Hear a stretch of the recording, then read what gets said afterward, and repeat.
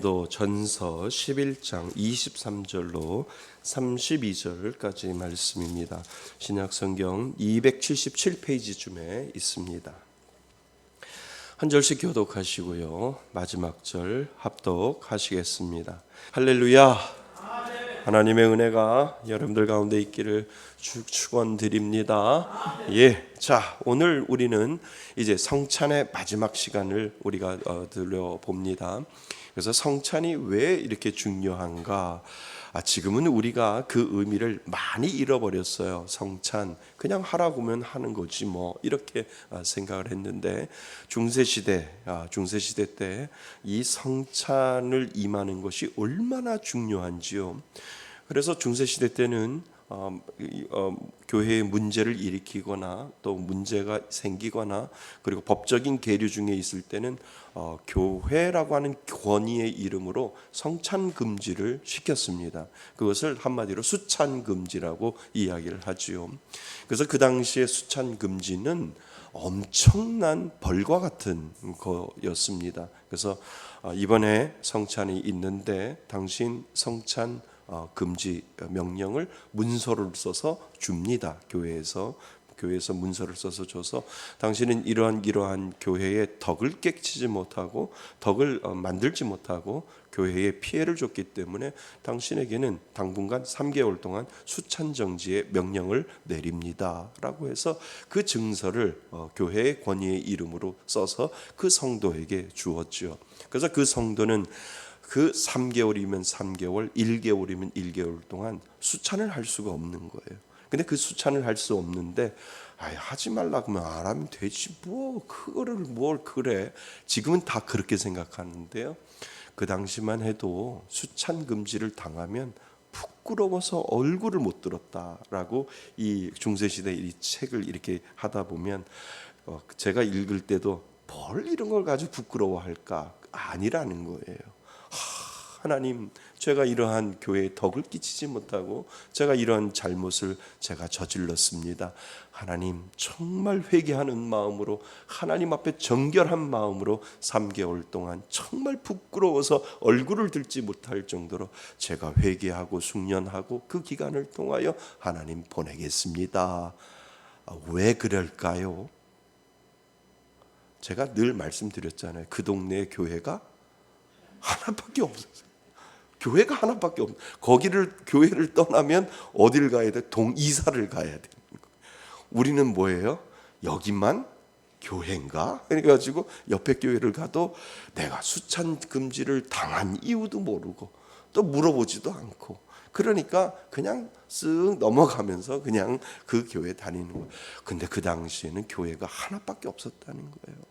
하나밖에 없었으니까 수찬 금지를 당하면 정말 모든 동네 그 마을 모든 사람들이 알 정도로 가장 산꼭대기 가장 동산의 아름다운 곳에 교회 종탑이 세워졌다라고 하는. 지금도 중세 독일이나 이런 그 오스트리아나 스위스 이런 데를 가면 가장 아름다운 동산에 절이 있는 게 아니고 뭐가 있어요? 교회가 세워져요. 종탑이 아주 빼죽한 교회가 세워져 있는 거예요. 우리는 좋은 곳은 뭐가 세워져 있어요?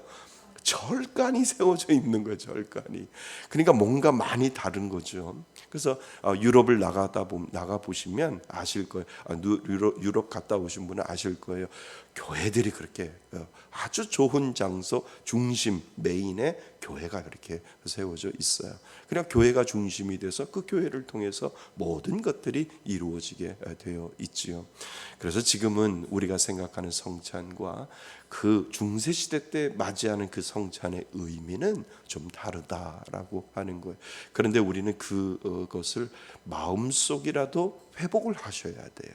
이 마음이 없으면 진정한 성찬을 우리는 임할 수 없어요. 그냥 교회 와 보니까 오늘 성찬식이래 하라 그러니까 뭐 지나가니까 먹으면 되지 뭐 이런 생각을 하는데 그게 아니다라고 하는 거예요. 오늘 마지막 우리가 성찬을 생각할 때 성찬에 임하는 진정한 자세 이 자세가 무엇인지를 우리는 공부해 보셔야 됩니다. 이것이 오늘 성찬, 우리가 성찬에 대해서 마지막 이렇게 공부하는 시간입니다. 예, 우리 한번 살펴보겠습니다. 자, 문 80번의 문제는요, 주의 만찬, 성찬을 말합니다. 주의 만찬과 로마 교회의 미사는 어떻게 다릅니까? 우리가 다룰 겁니다. 그리고 81문은 누가 주의 상에 참여할 수 있습니까? 누가 참여할 수 있어요? 예수 믿는 사람이든 예수 믿지 않는 사람이든 모두 다 아닙니다. 주의 만찬은 누구요? 예수 믿는 사람이요. 자, 82문 자신의 고백과 생활에서 믿지 않음과 경건치 않음을 드러내는 자에게도 이 성찬이 허용됩니까? 안 됩니다. 예, 그거는 누가 알아요? 본인이. 예, 본인이 내가 성찬을 오늘 받지 말아야 되겠다. 성찬을 그냥 넘어가야 되겠다. 얼마 전에 저희들 성찬을 지난주에 성찬식을 했는데 그냥 넘어가시는 분이 있었나요, 장로님? 없었죠? 다들 거룩하고요, 다들 신실하고요, 다들 죄 없이요, 모두 다 그냥 나는 거룩해라고 해서 제가 오늘 마음에 부대낌이 있는데요, 장로님 제발 저를 좀 이렇게 지나가셨으면 좋겠어요라고 한 사람도 없었습니다. 예, 그런 그만큼 성찬에 대한 의미가 상실되어 가고 있다는 거예요. 그러니까 먹으라면 먹고 마시라면 마시지 그냥 성찬식 하라고 그러니까 하는 거죠. 아니에요. 그런 의미로 성찬을 하는 것이 아니라 오늘 성경 말씀에도 뭐예요? 사람이 자기를 살피고 그 후에야, 무슨 말씀인 줄 아시죠? 예, 28절 보세요. 28절 11장 고린도전서 11장 28절 사람이 자기를 살피고 그 후에야 이 떡을 먹고 이 잔을 마실지니. 그 다음이 더 중요해요. 주의 몸을 분별하지 못하고 먹고 마시는 자는 자기의 뭐를 먹는다고요? 죄를 먹고 마시는 것이라. 그러니까 먹어봐야 해롭다는 거예요. 뭐를 먹는 거예요? 주의 그 살과 떡을 먹는 것이 아니라, 살과 피를 먹는 것이 아니라 뭐를 먹는 거예요? 죄를 먹는다는 거예요. 아니, 이 고린도전서에서 그렇게 나오는 거예요. 죄를 먹는 거예요. 그러니까 나는 잘 먹었다라고 생각하는데 성경은 뭐라 그래요? 자기 자신을 살피지 아니하고 그냥 무의미하게 주의 성찬에 참여하는 자는 결국은 뭐를 먹는 거예요? 죄를 먹는 거하고 똑같다. 그러니까 그 마음의 상태를 우리가 늘 자기 자신을 점검해 보셔야 된다는 거예요. 그러니까 한번 해보세요. 해보면 안다니까요. 목사님이 다음 주에 성찬식 한다 그러지? 그러면 교회 오기 전에 1시간 전에 싸우셔야 돼요. 남편하고 아내하고 일부라도 막 싸워야 되는 거야. 당신 왜 그래 해가지고 싸워놓고 이제 성찬을 나도 한번 안 받겠다고 한번 해봐야지. 그래야 이게 경험이 쌓이면 성찬식을 제대로 받을 수 있게 된다니까요.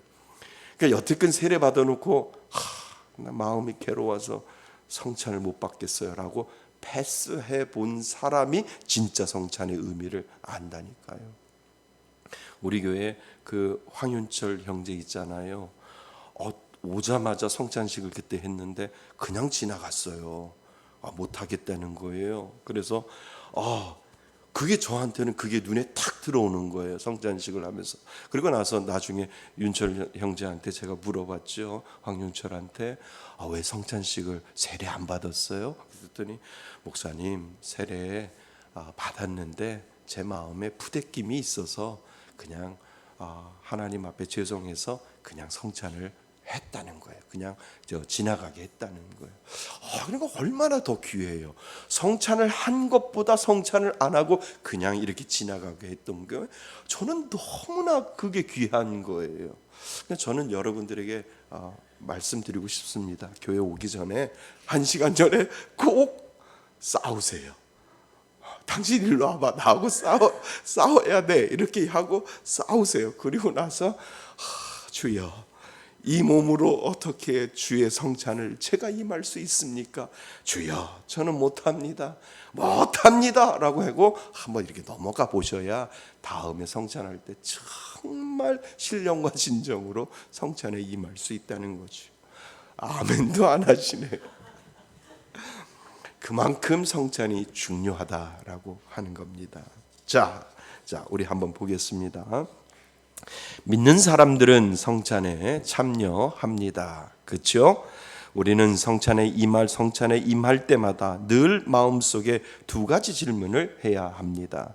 하나는 나는 참으로 성찬의 의미를 알고 있는가? 그냥 성찬하라고 그래서 하는 건가? 아니면 나는 정말 성찬의 의미를 알고 하는가?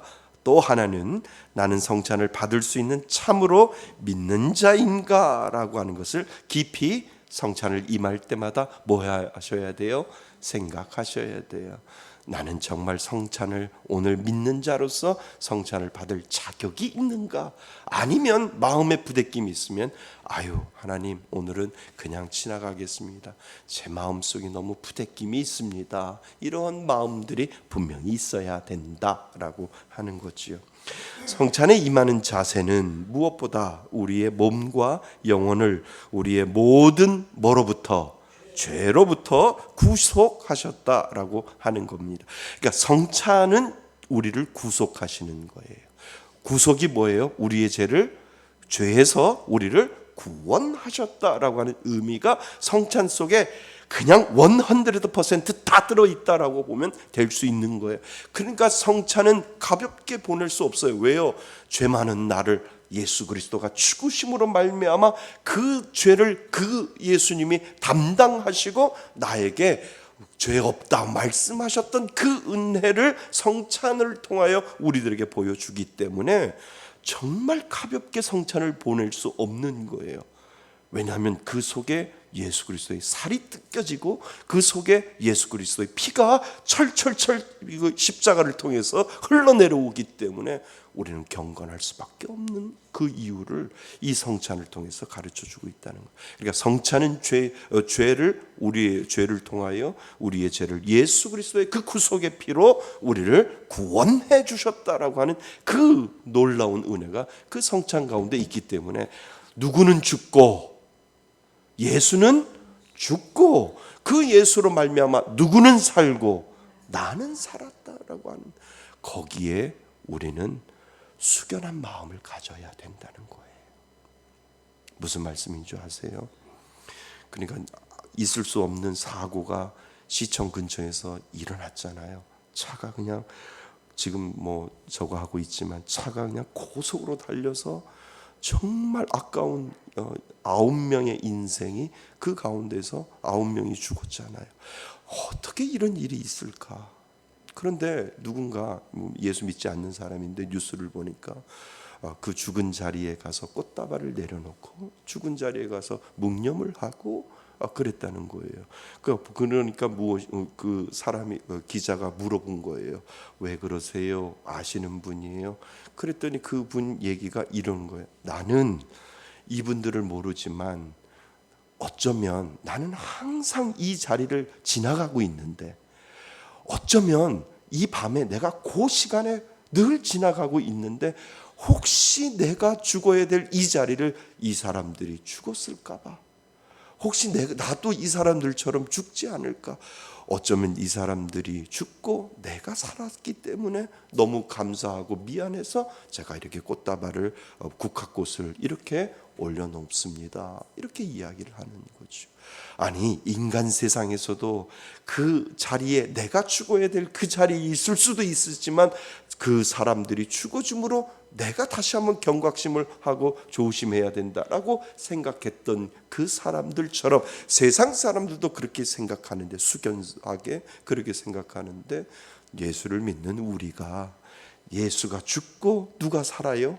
내가 사는 그 은혜의 시간이 정말 우리들에게는 경건한 시간밖에 되지 않는다. 숙연한 시간 그리고 예수를 깊이 알아가는 그 시간밖에 되지 않는다라고 하는 것을 오늘 이 성찬식을 임하는 우리들의 자세를 가르쳐주고 있다라고 하는 거죠.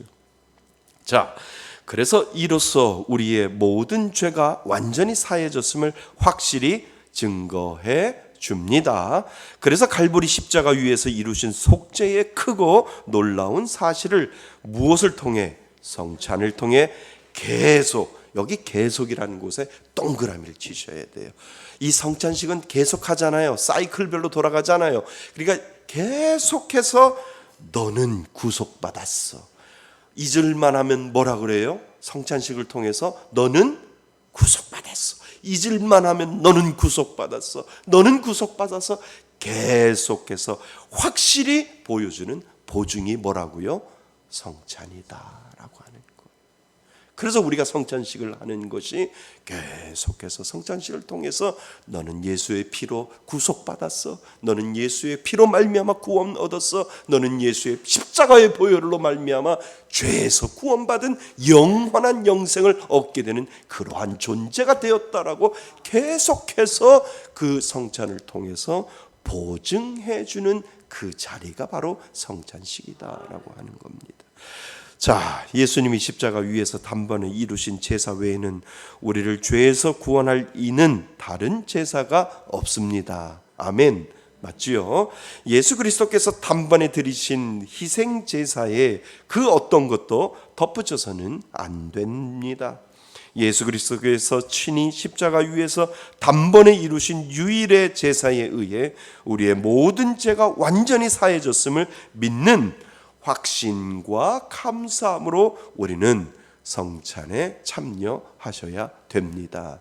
그러니까 무슨 마음이요? 제일 중요한 마음이 있는데, 예수 그리스도의 살이 뜯겨지고 예수 그리스도가 피 흘리심으로 말미암아 나는 구원받았다라고 하는 이 확신과 감사함으로 우리는 성찬에 참여하셔야 된다는 거예요. 그런 생각 해 보셨어요? 하셔야 돼요. 성찬식 할 때 찬송 부르고 기도하고 하는 모든 과정 가운데 억지로라도 끄집어내셔야 돼요. 왜요? 이거는 의무적으로 내 마음속에 하나님, 나의 죄를, 내가 매너리즘에 빠질 수 있고 내가 습관에 빠질 수 있는 그 상황 속에서 성찬식을 보여주는 성찬을 통하여 하나님, 나의 죄를 구속하여 주신 그 은혜에 하나님, 억지로라도 생각이 안 나면 억지로라도 하나님, 그 영상이라도 생각나서 나를 위해서 십자가에 못 박혀 돌아가신 그 예수를 오늘도 내가 이 성찬식을 임하면서 제가 하나님 예수 그리스도의 그 보증하신 그 은혜를 기억하겠습니다 라고 하는 그 고백을 가지고 끄집어내셔야 된다는 거예요. 그러니까 예수 나를 위하여 십자가를 질 때 우리 찬송을 부르잖아요. 그러니까 자꾸 끄집어내셔야 돼요. 그래, 내가 예수를 알지 못했으면 세상에서 방황하고 세상에 있겠지, 그리고 술이나 처먹고 있겠지라고 하는 그 생각을 우리가 꼭 하셔야 된다는 거예요. 하나님이 나를 붙잡아 주셔서 세상에서 놀지 아니하고 교회 와서 놀 수 있도록 하나님이 그 자리를 만들어 주신 것, 이거는 은혜 아니면 해결할 수 없다라고 하는 이 고백을 내가 성찬식을 임할 때 억지로라도 끄집어내어서 그 고백을 하셔야 된다는 거예요. 아멘. 그래서 자꾸 성찬식을 할 때 스스로 경건하셔야 돼요. 성찬식을 할 때 스스로 자꾸 십자가를 묵상하셔야 되고, 나의 피를, 예수 그리스도의 피를 통하여 내가 나음을 얻었다라고 하는 이 고백을 자꾸 하나님 앞에 올려드려야 내 안에 살아 역사하시는 하나님의 은혜가 꿈틀거릴 수 있다라고 하는 것을 오늘 우리들에게 가르쳐 주고 있다는 겁니다. 자, 그래서 누가 성찬에 참여할 수 있습니까? 세례받은 교인으로서 겉으로 드러난 큰 죄악이 없고, 뭐가 없다고요? 죄악이 없고, 그리고 수찬정지와 같은 책벌을 받지 않는 사람이면, 수찬정지가 뭐예요? 성찬하지 마라고 교회의 권위가 수찬정지를 시켜는 그런 책벌을 받지 않는 사람이라면 다 뭐에 참여할 수 있어요? 성찬에 참여할 수 있습니다. 그러므로 고린도전서 11장 27절부터 29절에 이렇게 말씀하고 있지요. 우리가 방금 읽었던 겁니다. 그러므로 누구든지 주의 떡이나 잔을 합당하지 않게 먹고 마시는 자는 주의 몸과 피에 대하여 뭐를 짓는 거라고요? 죄를 짓는 것이니라. 사람이 자기 일을 살피고 그 후에야 이 떡을 먹고 이 잔을 마실지니 주의 몸을 분별하지 못하고 먹고 마시는 자는 자기의 뭐를 먹는다고요? 죄를 먹고 마시는 것이라. 이 말씀이 여러분들의 삶 가운데 실현되기를 바랍니다. 그래서 성찬은 경건하게 보내야 되는 거예요. 경건하게 그 성찬에 우리가 임해야 됩니다. 잘못하면 뭐를 먹을 수 있어요?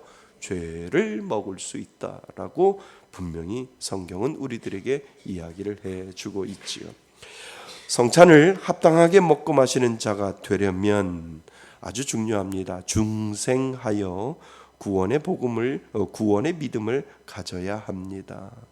근데 제가 말씀드리잖아요. 그 중생은 내가 하는 거예요?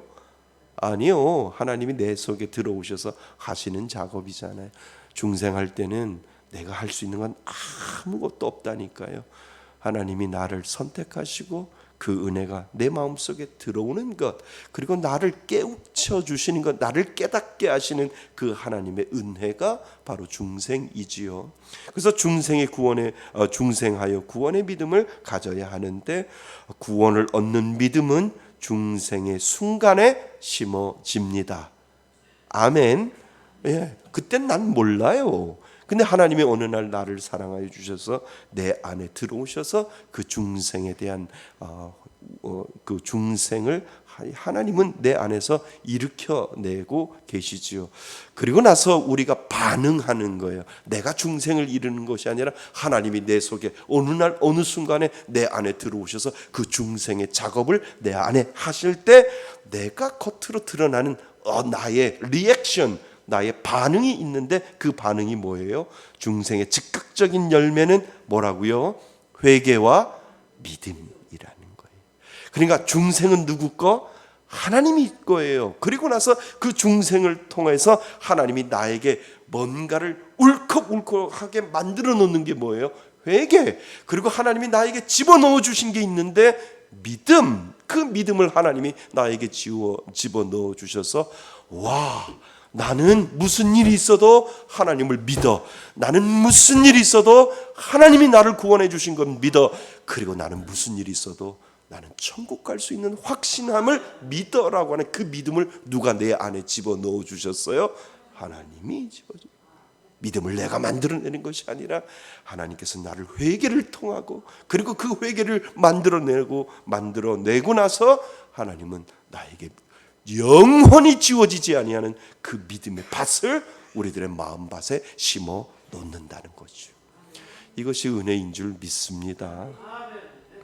그래서 정말 예수 믿으면요, 구원의 역사가 이 회개를 통해서 나타나기 때문에 목회자들이 특별히 점검할 때 회개, 눈물 콧물 흘리시면서 한번 회개해 보신 적 있냐고 꼭 한 번씩 물어보는 이유가 거기에 있어요. 왜요? 그것만큼 확실한 거 없거든요. 목사님, 제가 하나님 만날 때 안 만나려고 교회 안 다니려고 했는데 내가 이렇게 교회 오는 이유는 하나님이 나를 그렇게 사랑하셔서 그게 믿어져서 내가 눈물 콧물 한 바가지 쏟고 하나님 앞에 내가 나왔어요. 어느 날 기도하는데 하나님이 나를 붙잡아서 내 모든 죄를 다 기억나게 하셔서 정말 더럽고 끔찍하고 그 죄 가지고 어떻게 살까라고 생각을 해서 눈물 콧물까지 다 흘리며 하나님 회개하는 시간 가졌어요. 이 시간이 필요하다는 거예요. 이 시간이 없으면 중생에 대한 확신이 힘이 없을 수도 있는데 있는 것처럼 살아갈 수 있다는 거예요. 여러분 회개해 보신 적 있어요? 제가 말씀드린 거는 눈물 콧물 흘리면서 회개해 본 적 있냐는 거예요. 그거 없으면은요 붙잡으셔야 돼요. 이건 직분하고도 관계가 없어요. 하나님 권사도 필요 없고 장로도 필요 없고 안수집사도 필요 없고 목사도 필요 없어요. 내가 하나님을 만난 그 역사가 정말 회개의 눈물이 정답은 아니지만 그나마 알 수 있는 방법은 내가 내 죄 때문에 하나님 앞에 콧물 흘리면서 억울해서 우는 것이 아니라 죄 때문에 하나님 내가 울어본 적이 있습니다라고 하는 이 믿음의 고백이 있는 사람은 예수 믿지 말라고 해도 믿는다니까요. 교회 오지 말라고 해도 교회 문 앞에서 예배 드린다니까요. 이것이 구원의 확신이라는 거예요. 이러한 확신이 없으면 아무리 세례를 받고 아무리 성찬을 임해도 교회 알기 우습게 알고 교회 떠난다니까요. 우리는 사람 보는 거 아니잖아요. 우리는 묵묵히 누구만 바라봐요? 하나님 봐요. 왜요? 결국은 남편하고 둘이 이렇게 하나님하고 2대1로 만나는 것이 아니라 1대1로 만나는 거예요. 혼자예요, 혼자. 자꾸 우리가 잊어버리는 것이 있는데 하나님하고 나하고 언젠간 1대1 독대한다니까요. 남편하고 아내하고 같이 하면 얼마나 좋겠어요. 가족이 다 뭉뚱그려가지고 하면 아니라니까요. 하나님은 그렇게 말씀 안 하셔요. 너희들이 나를 만날 때 원 바이 원 1대1로 만날 텐데 그 은혜를 너희들은 늘 기억해야 된다라고 하나님께서 말씀하신다는 거죠. 여러분들 마음 가운데 회개의 눈물이 있는 줄 믿습니다. 정말 죄로 인하여 회개의 눈물이 있을 때 그것이 바로 중생의 100%에 대한 확신은 아니지만 그나마 가늠해 볼 수 있다라고 하는 거예요. 그래서 가끔 저는 목회하면서도 물어봐요. 상담하면서 죄 때문에 울어보신 적이 있어요? 그러면 어떤 분은 집사이든 권사이든 상관없이 제가 어렸을 때인가요? 이렇게 이야기해요. 목사님 있어요. 저는 지금도 생각하면 눈물이 나요. 이렇게 말씀하시는 분도 있는데 긴가민가 하신 분도 있다는 거예요. 저는 그러지 않은 길을 바랍니다. 여러분들 죄 때문에 울어본 적이 있어요? 그럼요 목사님. 그걸 말이라고 해요. 지금도 울어요 목사님 라고 하는 그 고백이 여러분들 가운데 있기를 주님의 이름으로 축원드립니다. 자, 그래서 하나님은 우리에게 성찬 받기 전에 자신을 뭐 하라고요? 살피라고 명하시는 것입니다. 그렇지 아니하면 성경은 자기의 죄를 먹고 마시는 것과 같다고 말합니다. 성찬은 복음을 듣고 믿는 자들에게 믿음을 뭐 시키는 거라고요? 강화시키는 거예요. 그러니까 말씀은 보이지 않는 은혜라면 성찬은 뭐라고요? 보이는 은혜다. 제가 말씀드린 거 기억나시죠? 예, 하나님의 복음적인 말씀은 보이지 않는 은혜라면 성찬은 하나님이 우리에게 보여주시는 은혜인데 그 보여주시는 시각적인 효과가 나의 믿음을 뭐해시켜 주는 거예요? 강화시켜 주는 거예요. 그래서 초등학교실에 꼭 있어야 되는 게 시청각 교육실이에요. 보지요? 그지요? 초등학교를 나오셔야 해요. 초등학교만 나오시면 시청각, 옛날에 시청각 교육장에 가면 뭐 있어요? 개구리 해부한 거 있잖아요. 그러니까 초등학교를 국민학교를 나오시면 시청각 교실에 가면 있잖아요. 이렇게 이만한 거에다 다 담아놨잖아요. 개구락지, 그다음에 메뚜기 다 해놨잖아요. 그 속이 이렇게 생겼구나라고 시청각 교육을 시킨 것처럼 우리에게 이 성찬을 통해서 하나님의 구원의 은혜를 우리들에게 더욱더 믿음을 강화시켜 주신다라고 하는 거예요. 아멘. 예, 이 은혜를 가지고 우리는 살아가는 겁니다. 그러므로 회심하지 아니하는 자들은 성찬에 뭐 할 수 없어요? 참여할 수 없습니다. 보이는 은혜가 아니기 때문에 그렇다는 거죠. 성찬은 믿는 자들에게 속죄, 곧 그리스도께서 십자가에서 이루신 속죄를 분명히 보여주고 그리스도와 그 대속의 은혜를 더욱 굳게 신뢰하도록 하기 위한 것임을 분명히 인지하고 있어야 합니다. 분명 우리는 성찬에 임할 때 자신을 뭐 하셔야 돼요? 살피셔야 됩니다. 성찬에 임할 때 가장 중요한 게 뭐냐면 자기 자신을 살피는 거예요. 내가 받을 자격이 있나? 지금 이 시간에 내가 이 시간에 지금 하나님의 주의 예수 그리스도의 그 피와 살을 먹을 수 있는 자격이 있나? 자기 자신을 살피지 아니하면 안 된다라고 하는 거예요. 그래서 분명 우리는 성찬에 임할 때 자신을 살펴야 합니다.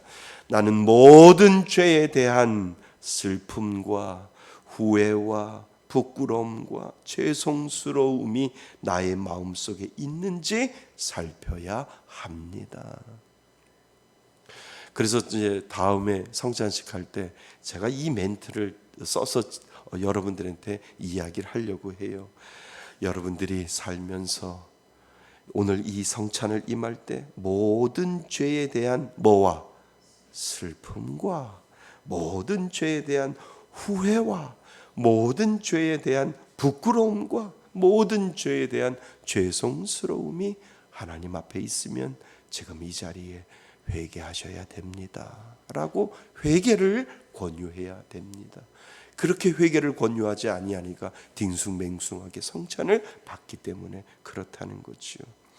나의 모든 죄에 대한 슬픔과 후회와 부끄러움과 죄송스러움이 이 나의 마음속에 있는지 우리는 살펴보셔야 됩니다.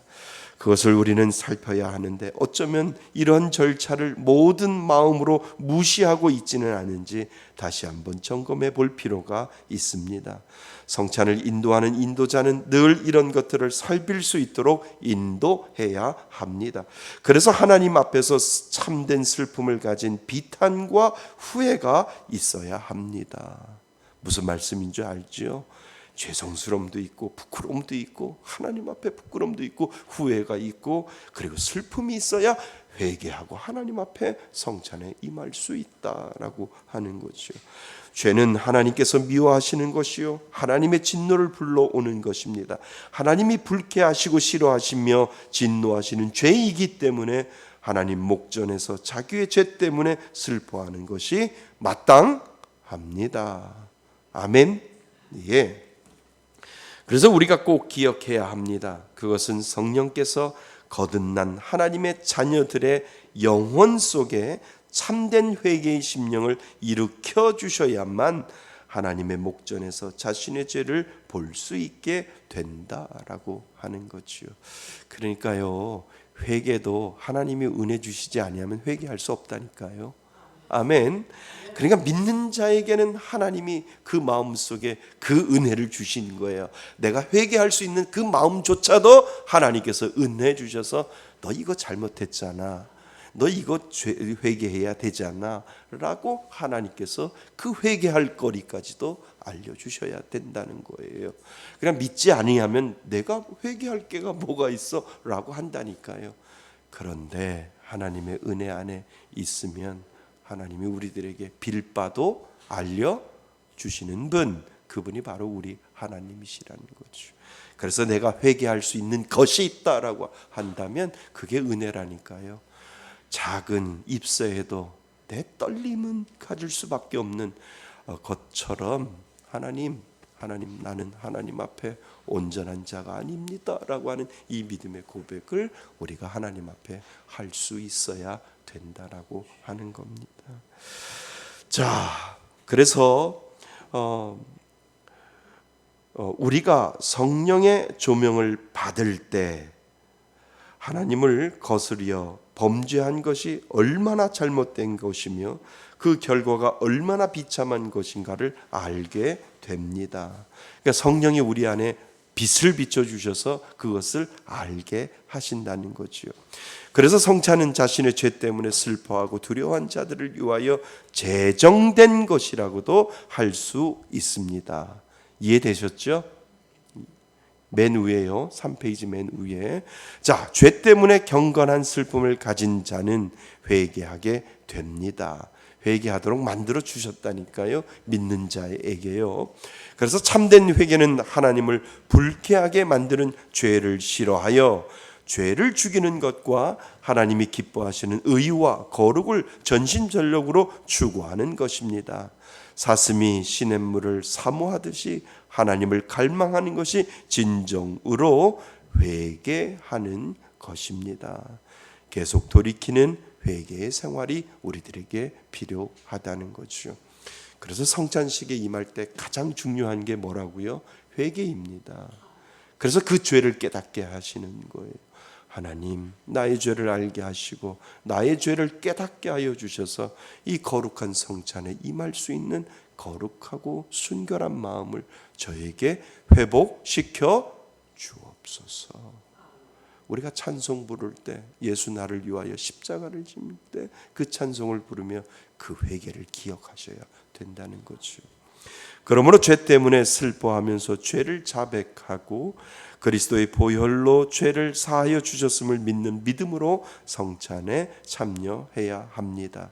죄에 대한 후회만 있고 사죄에 대한 믿음이 없으면 누구하고 똑같아요? 에서나 가룟 유다의 후회와 같은 것이 되고 맙니다. 자, 중요합니다. 참된 회개와 참된 믿음과 거룩에 대한 무엇을 가지고? 열망을 가지고 성찬에 참여해야 합니다. 죄를 회개하고 참된 믿음을 가진 자는 거룩, 즉 하나님 아버지의 성품과 뜻, 그리스도의 성품과 뜻, 성령의 소욕을 원하고 추구하게 됩니다. 맞지요? 네. 그래서 그것을 향해서 우리가 한 걸음 한 걸음 걸어가는 거지요. 비록 우리가 회개와 믿음과 거룩의 추구에 있어서 심히 부족하고 연약할지라도 죄인들을 영접하여 그들과 함께 잡수신 예수 그리스도께 나와 자신의 무엇을 연약함을 아뢰고 성찬을 통하여 주님이 크신 자비와 긍휼과 은총을 입혀주시기를 간절히 바라는 마음을 가지고 성찬에 임하셔야 됩니다. 그래서 성찬은 무엇보다도 자세가 중요하다는 거예요. 내가 어떠한 마음으로 예수님의 살과 피를 먹고 마실까? 뭐라고요? 회개라는 거예요. 회개. 하나님, 나에게 필바를 알려주셔서 자기 자신을 살핀 후에야 그 떡을 먹고 그 잔을 마실지라고 말씀하셨사오니 하나님, 제가 회개할 이 부분을 알려주셔서 하나님, 그러니까 일주일 전에 교회가 일주일 전에 성찬식을 할 때 일주일 전에 강구를 하고 다음 주에는 성찬을 합니다. 그러면 그 주간에 하나님 앞에 회개하는 마음으로 사셔야 돼요. 그리고 하나님 앞에 회개하는 마음으로 하나님께서 저에게 알려주신 이 회개의 자리를 가지고 하나님 앞에 기도합니다 라고 그 준비하는 마음으로 하나님 앞에 나와서 이 성찬을 임할 때 어떠한 성찬보다도 더 아름답고 복된 성찬이 된다는 거죠.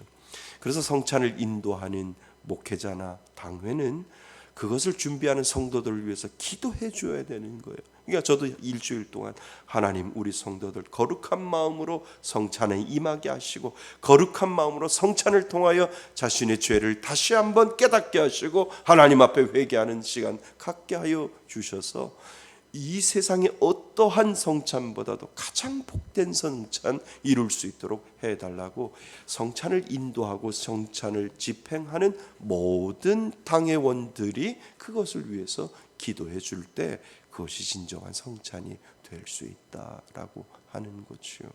그래서 저도 기도하고 우리 장로님도 기도하고 모두 다 기도하는 마음으로 우리 성도들이 한 마음으로 되어서 예수 그리스도의 살과 피를 먹고 마심으로 하나님 회개하는 마음으로 거룩을 사모하는 마음으로 성찬에 임하게 하여 주옵소서. 그러한 기도를 할 때 아름다운 성찬이 될 수 있다는 것, 의미 있는 성찬을 할 수 있다라고 하는 거죠. 자, 결론. 오늘날 우리는 성찬에 임할 때 죄에 대한 고백과 회개가 너무 가볍게 지나가고 있지 않은지 살펴보아야 합니다. 우리 회개하셔야 되지요. 너무 가볍게 생각했잖아요, 그동안에. 그지요? 우리가 성찬을 하는 이유는 하나님이 우리에게 공식적으로 뭐 할 수? 회개할 수 있는 기회를 주시기 위함이라는 거예요. 성찬을 임할 때 하나님께서 이제 성찬식 합니다라고 하면 뭐라고 생각하셔야 돼요? 하나님이 자리를 만들어 주셨는데 무슨 자리요? 회개하는 자리 만들어 주셨구나. 아이고, 회개하라고 하시는구나. 그 생각을 하셔야 된다는 그 마음 자세가 필요하다는 거죠. 나의 죄를 위하여 속죄하신 그분의 사랑으로 깨끗함 받았는데 연약하여 우리의 삶의 죄로 인하여 때묻은 나를 뒤돌아볼 필요가 분명히 있음을 기억해야 한다는 거지요. 아멘. 자, 우리 생각해 보세요. 성찬은 회개다. 시작. 다시 한번요. 성찬은 회개다. 네, 이거 여러분들에게 마음속에 이렇게 남아 있었으면 좋겠어요. 그래서 성찬식 한다. 이제 교회에서 이제 올해도 몇 번 더 할 텐데요. 성찬식 한다면 성찬은 회개다. 그래서 하나님 앞에 회개해야지. 이 마음의 고백을 가지고 하나님 앞에 기도하면서 정결한 마음과 정직한 영을 하나님 저에게 더하여 주셔서 회개할 수 있는 은혜 달라고 자꾸 기도할 때, 그리고 나서 회개하고 성찬에 임하면 거룩한 성찬이 여러분들에게 된다라고 하는 거예요. 그 은혜로 살아가시길 바랍니다. 성찬은 뭐라고요? 회개입니다. 회개의 자리로 나가시는 저와 여러분이 되시기를 주님의 이름으로 축원드립니다. 아멘. 예, 오늘 주신 말씀 우리 잠시 기도하시고 하나님, 성찬은 회개